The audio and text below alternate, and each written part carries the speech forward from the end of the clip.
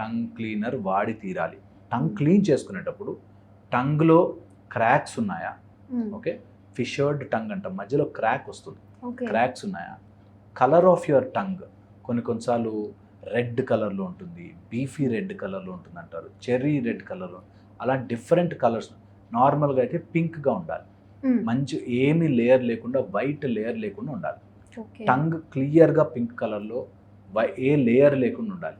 కొంతమందికి పుట్టు మచ్చలాగా వస్తుంది, దట్స్ ఓకే, అది ఓకే. కానీ అదర్వైజ్ ఆ పైన ఉండే అన్ని ప్యాపిలాస్ క్లియర్గా ఉండాలి. కాఫీ స్టెయిన్స్ కానీ లేకపోతే తిన్న ఫుడ్ వల్ల యెల్లోయిష్నెస్ అలా ఉండకూడదు ఎప్పుడు. సో టంగ్ని మనము టంగ్ క్లీన్ చేసుకునేటప్పుడు టంగ్ చూసుకోవాలి, దట్ ఈజ్ ఇట్ క్లియర్ అని. టంగ్ బయటకు పెట్టినప్పుడు కూడా వెనక నుంచి కిందకి మనం ఎప్పుడు ఆ ప్యాపిలాస్ కానీ ఆ వెనకాల ఉండే సర్కమ్ వ్యాలేట్ అంటాం, పెద్ద ప్యాపిలాస్ ఉంటాయి వెనకాల, అక్కడి నుంచి మొత్తం క్లియర్ చేసుకుంటూ రావాలి.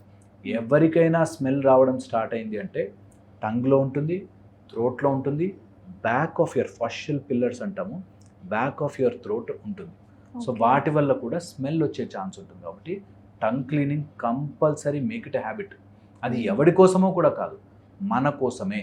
మన హెల్త్ దానిలో డెపిక్ట్ అయిపోతుంది. సో అందుకని కంపల్సరీగా టంగ్ క్లీన్ అనేది చాలా చాలా ఇంపార్టెంట్, కంపల్సరీ చేసుకోవాలి.